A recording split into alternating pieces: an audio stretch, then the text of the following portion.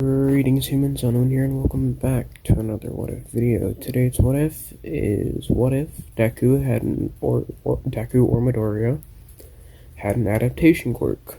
Part 13, I believe. I think it's part 13 at least. Should be part 13, yeah, part 13. So,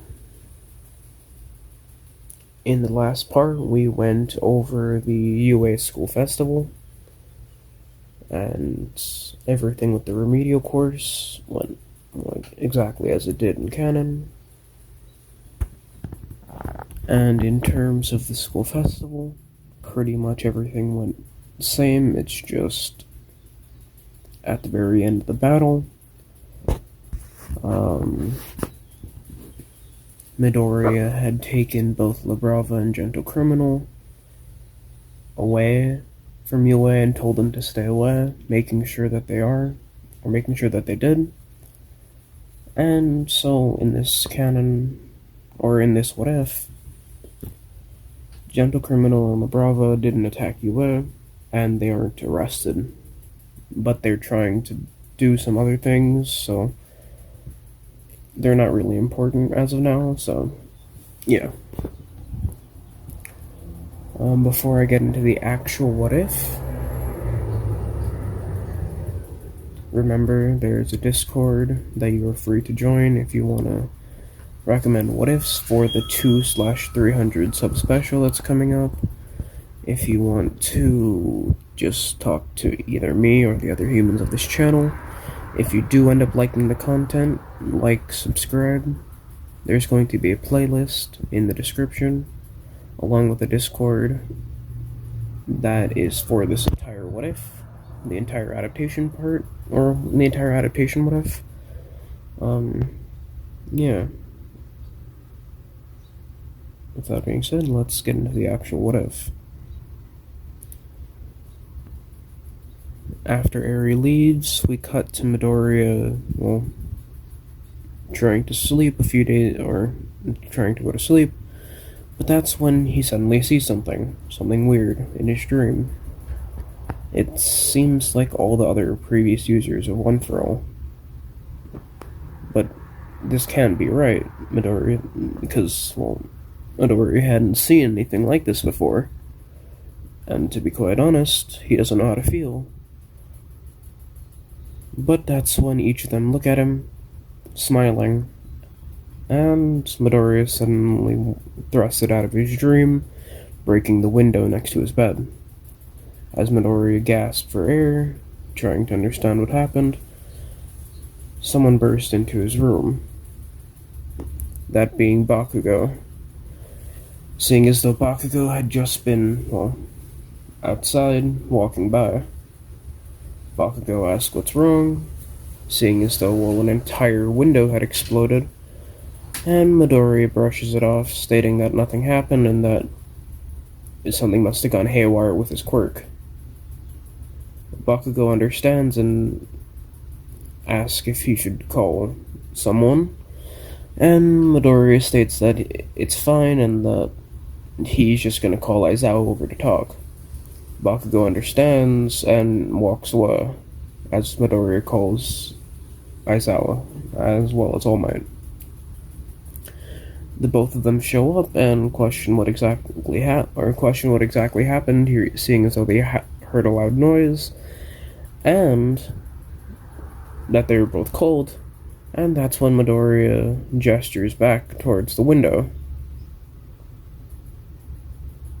The two pro heroes are confused exactly why Midoriya's window is broken, and that's when Midoriya states that he had woken up like this, and he thinks something went haywire with his quirk. All Might and Aizawa question what exactly Midoriya means, and that's when Midoriya states that he thinks he saw the previous users of One For All. Immediately upon saying this, Aizawa is somewhat confused, and All Might, on the other hand, is extremely concerned, because, he'd seen this before as well, but this had never happened with it. Midori explains that, well, he had seen some of what seems to be the first user's memories of All for One giving the stockpile quirk to his brother,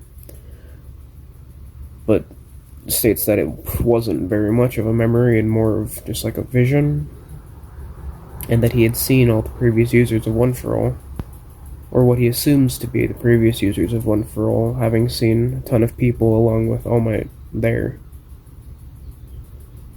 All Might's shaken by this, and states that he had seen something similar, but never saw the memories or never had the whole court going haywire part happen.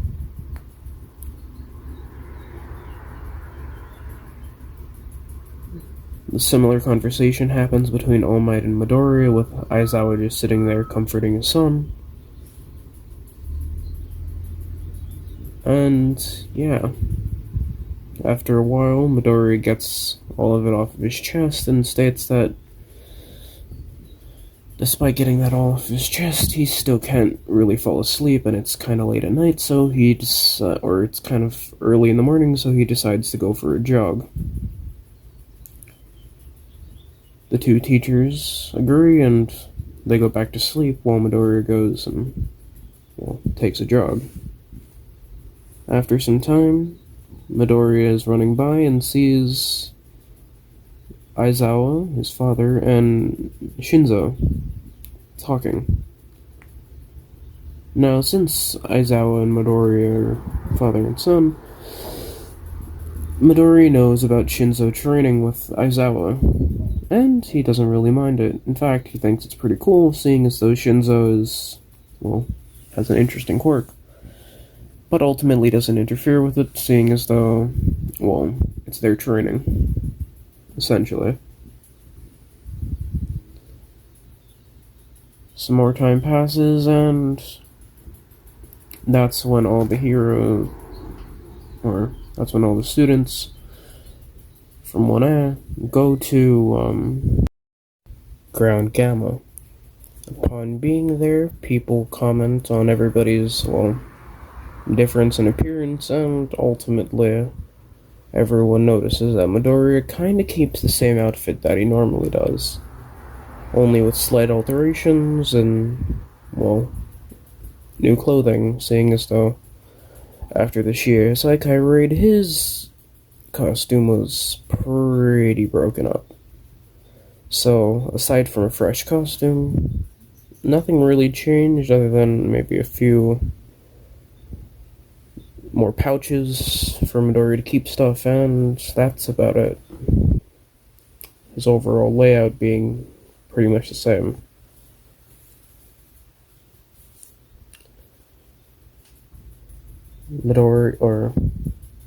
After some time of this, some more people walk by, and that is Class 1B, with Monoma taking the lead, along with Mineta stating that 1A is,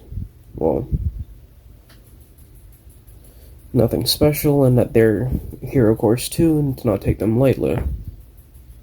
This ultimately gets ignored, with Monoma being silenced by Aizawa's scarves, as the two teachers, both being Vlad King and, Aizawa, stating that they have a guest, and that they should show them respect. That's when the two classes begin to wonder who it could be, and that's when they look over to, what's it called?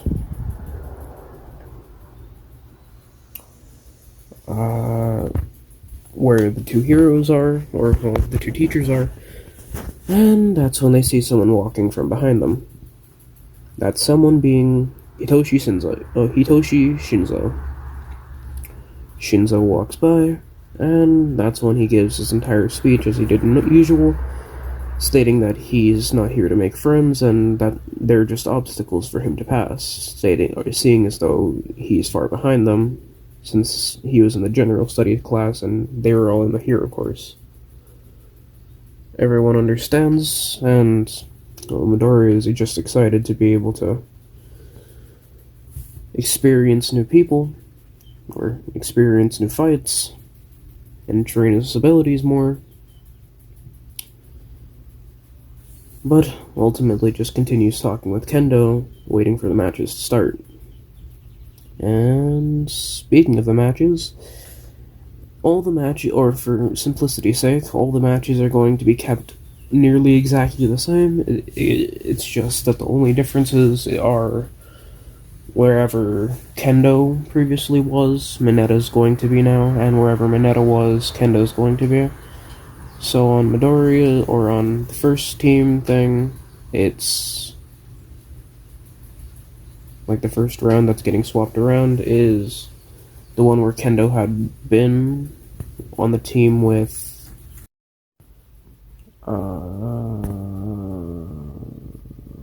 manga. What's her face? Kimori and Kurohiro. Yeah, that was their names. Essentially, the guy with the manga quirk, the guy with the dark quirk. Like I forget what the quirk's name was. I think the quirk's name was just Black, right? Yeah, and then the girl with the mushroom quirk. On their team, instead of having Kendo, they're going to have Mineta, and in place of Mineta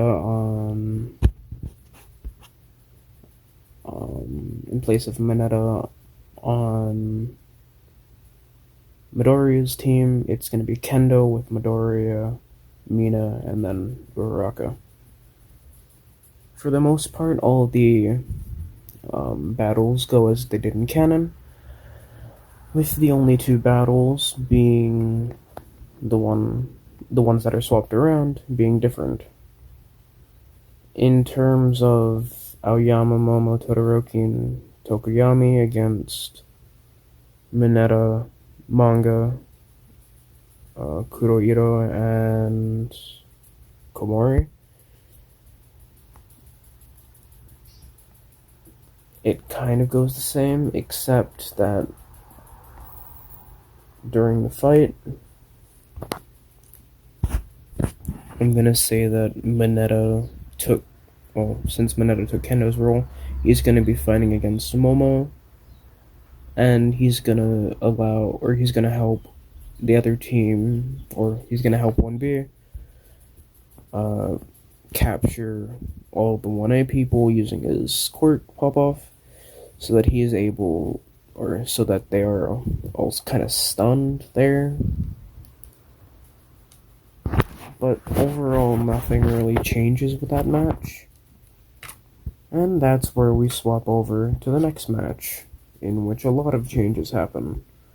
This match is the one with Midoriya, Kendo, Mina, and Uraraka versus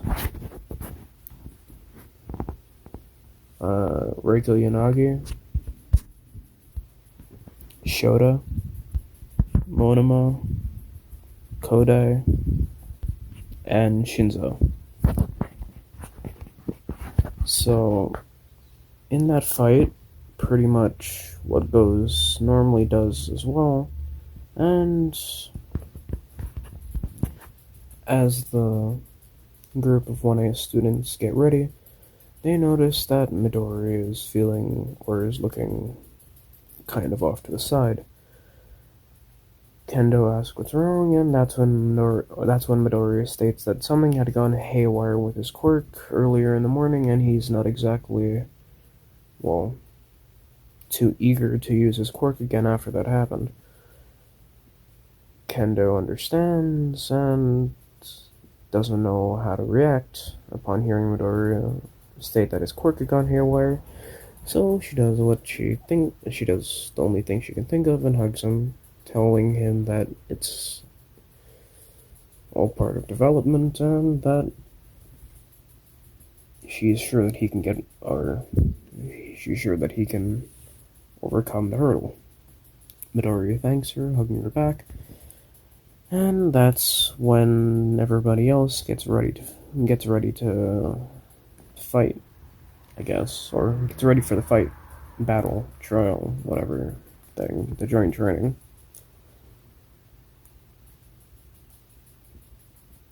As everyone's doing what they had done normally, everything goes completely as it did in canon,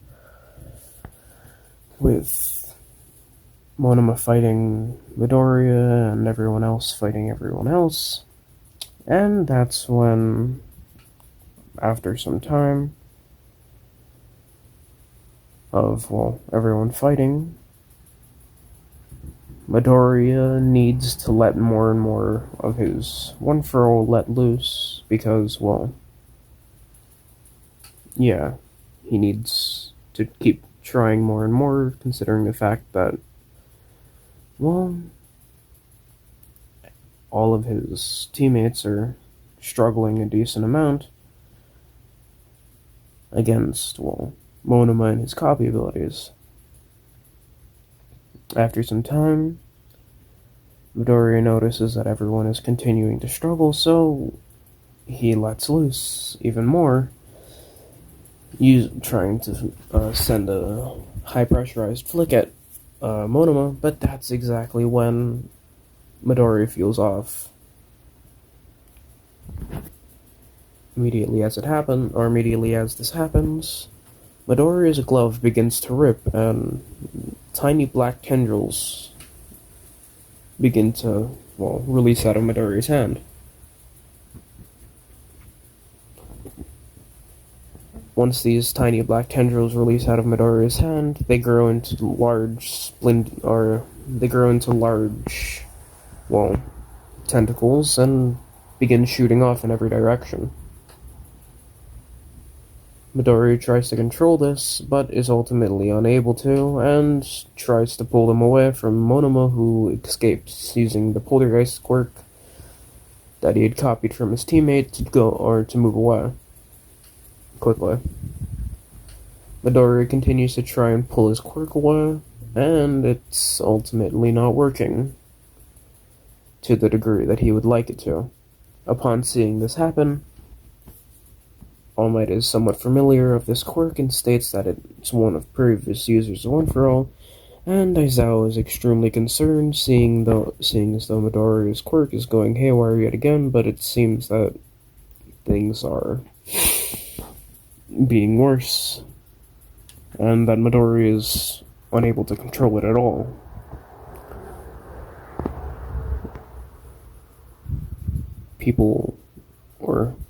As this happens, Kendo sees and is extremely concerned, trying to get to Midoriya to get him to calm down. But that's when Shinzo shows up as soon as Kendo does. Upon seeing this, upon seeing Shinzo, Midoriya tries to get Shinzo to talk to him so that he can get knocked out of his quirk. And as soon as this happens, Kendo jumps onto Midoriya, trying to pull him trying to get Midoriya out of his little, daze, because he's still panicking a little bit, trying to get his quirk under control. And that's when Shinzo screams out at Midoriya, with Midoriya answering, immediately getting put under the mind control, or under the brainwashing, in which Shinzo tells Midoriya to turn off his quirk. This happens, and Midoriya begins falling, with Kendo grabbing onto a building next to where they are. The shock from, grabbing onto the building wakes Midoriya, or snaps Midoriya out of the brain washing, and that's when he sees Kendo moderately damaged by his quirk and begins apologizing. Kendo states that it really is no problem and that she's just happy that Midori is well under control. And that's when Monoma shows up, immediately grabbing onto or immediately touching Midoriya's back. As this happens, Kendo grabs onto Monoma, slamming him against a wall, using her big fist quirk, big hand quirk, to pin him against that wall. Midoriya sees that, well, Mineta or Monoma is pinned for the time being, and decides to use One For All again, being somewhat more confident, jumping up to where Shinzo is, and as Shinzo tries to use his scarf to bind Midoriya, Midoriya dodges out of the way, immediately clinging to a wall. Soon after this, Shinzo uses his scarves to pull down, a bit of tubing to use to pin Midoriya, but Midoriya uses Black Whip again, this time in more controlled strands, and grabs them, tossing them down the side of the building, making sure that no one's there. Immediately after this happens, all the teachers, including all the students, are surprised that Midoriya had just used Black Whip again, but with far more control, and that's when Midoriya grabs Shinzo's arm, spinning him and pinning him against the wall, spinning him and pinning him against the wall. But as soon as this happens, Kendo's pushed back by Monoma using his own quirk, copying Kendo's, pushing Kendo off of him using Kendo's quirk. Midoriya notices this and jumps down, still holding on to Shinzo, and tosses Shinzo to Kendo, immediately telling her to hold on to him as Midoriya charges at Monoma, using One For All, and, well, throwing a punch to his gut. Monoma gets the wind knocked out of him as Midoriya jumps up into the air and drops down, kicking on Monoma's shoulder, causing him to fall back down. Monoma is weakened and can't really do anything, especially can't move after the beating he had just received.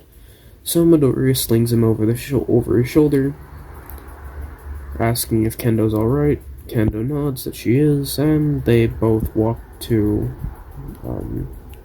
the capture area, in which they throw Shinzo and Monoma into the jail area, getting their team to win. After the training, Shinzo tells both teachers that he knows that this was his sort of entrance exam into the hero course, and he states that he's disappointed because he didn't do as well as he had hoped. But that's when Midoriya speaks up, telling Shinzo that he had done excellently and that without him, he probably would have still been either rampaging or probably would have got someone far more hurt than Kendo did.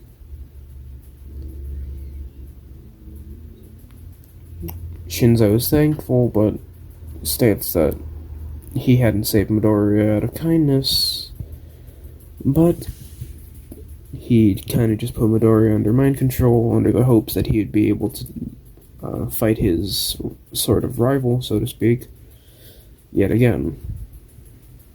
Midoriya chuckles slightly and states that He'll always be there for a challenge, and Shinzo is glad. And that's when Aizawa speaks up, stating that Shinzo had done well, but ultimately could have done better. Shinzo agrees, but that's when Aizawa then speaks up again. Despite that, despite the fact that I believe you could have done better, you still did well enough. So in terms of you doing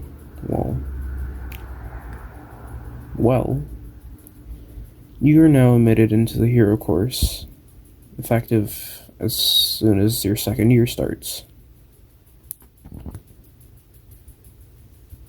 The two classes clap for Shinzo, and Shinzo feels a great sense of pride, seeing as though, his ambition and his dream had come true.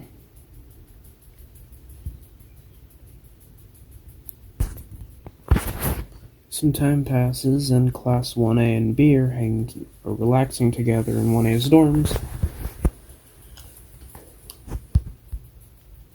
And that's when people begin questioning Midoriya about what exactly had happened at the training field.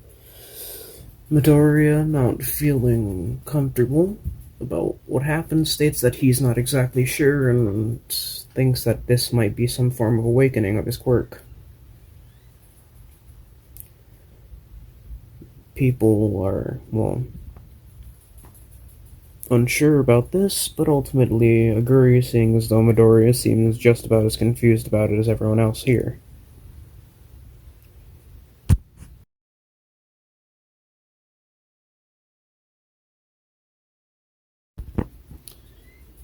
The next day rolls around, and Midoriya and Mirio are both called to, where Aizawa is.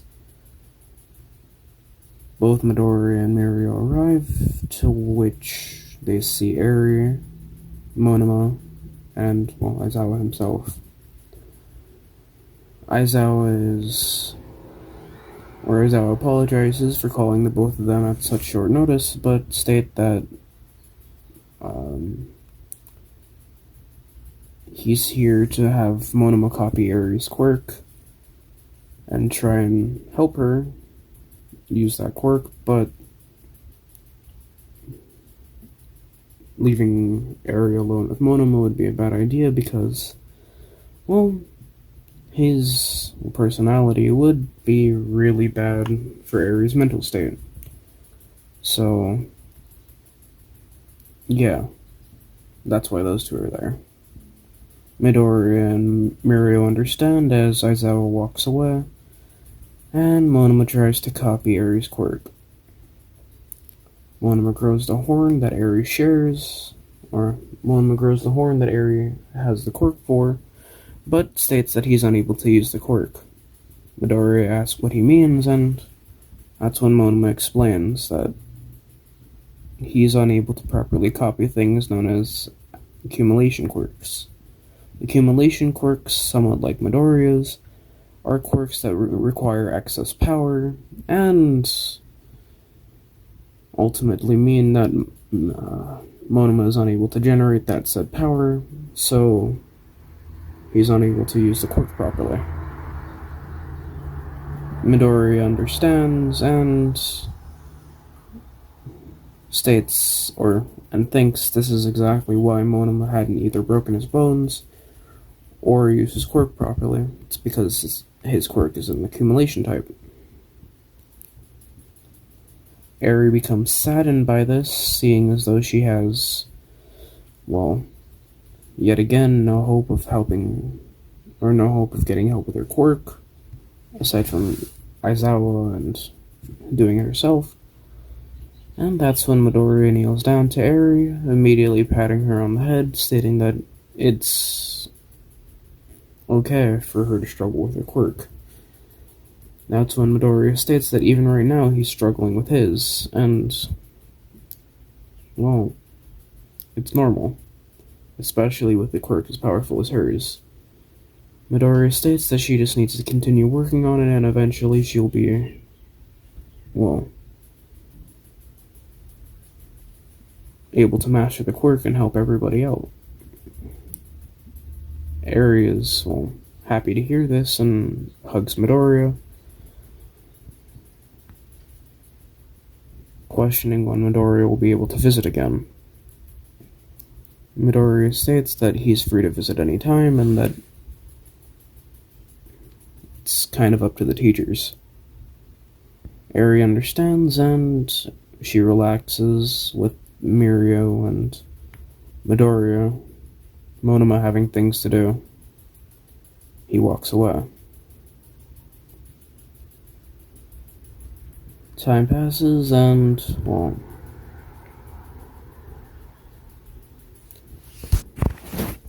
Eri goes back to where she's supposed to go, or where she lives/stays for the time being. And that's when Midoriya heads back to class, speaking with Kendo, or just speaking with Kendo.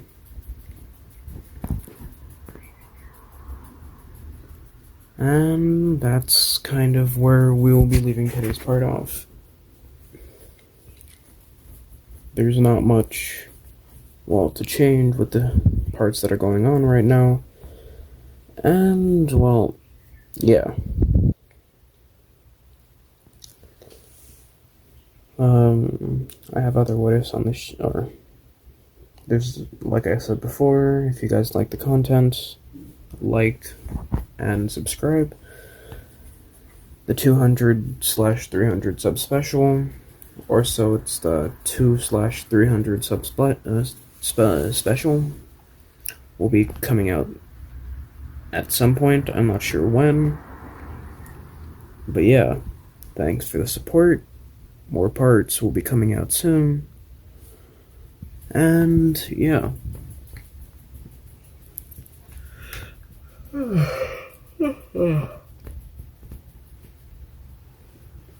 There's other what ifs on my channel if you guys want to see them. One being Sage's Six Paths what if, another one being this one, and the Unlimited what if I got Unlimited. With that being said, see ya.